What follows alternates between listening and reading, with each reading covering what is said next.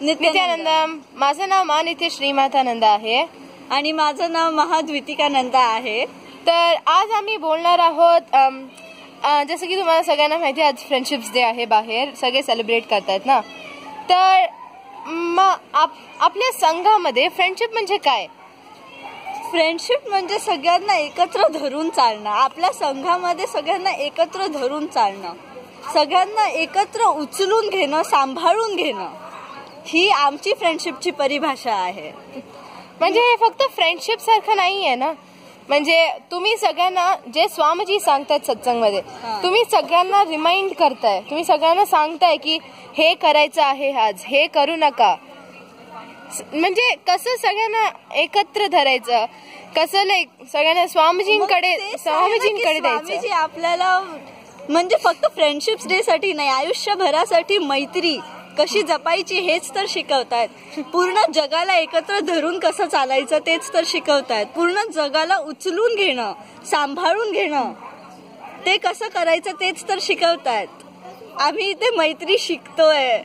म्हणजे बाहेर मैत्री म्हणजे काय, हा ठीक आहे, थोड्या दिवसांसाठी आपण मित्रमैत्रिणी आहोत, थोडी मजा केली, थोडं भांडलो वगैरे झालं ना.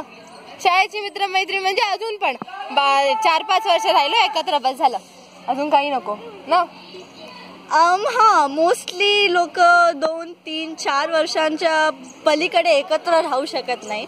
पण सायकोलॉजी असं मानते की जर 2 फ्रेंड्स 7 किंवा 8 वर्षापर्यंत जवळचे फ्रेंड्स राहू शकले तर they are friends for life. They become soulmates literally. So but इकडे सोलमेटचं वगैरे कॉन्सेप्ट मला नाही वाटत ठीक. सोलमेट म्हणजे काय नाही, फ्रेंड्स म्हणजे संघ म्हणजे काय, वातावरण, ॲम्बियन्स. जे वातावरण तुम्हाला इकडे मिळतं त्याच्यामध्ये तुम्ही एका फुलासारखे फ्लॉवर होऊ शकता, ते तुम्हाला बाकी कधी मिळणार नाहीये. तर ही माँ योग माता आहे. ती सगळ्या पूर्ण, ती आता 11 वर्षाची आहे. तर ती पूर्ण वर्ल्ड टूर वर गेली आहे आणि जाणार आहे आणि त्रिनेत्र जागण्याच्या शक्त्या दाखवणार आहे. ते का? कारण की इकडे स्वामीजी बोलतात की तुम्ही जेव्हा सगळ्यांसाठी जबाबदारी घेतली, की सगळ्यांना तुम्ही जे अनुभव करताय ते तुम्ही सगळ्यांना दिलं तर तुमचा अनुभव वाढणार आहे. तर तुम्ही पण इकडे या आणि एक्सपिरियन्स करा आणि आजच्या बरोबर फ्रेंडशिप, रिस्पॉन्सिबिलिटीज, एनरिचिंग सगळं काही एक्सपिरियन्स करा.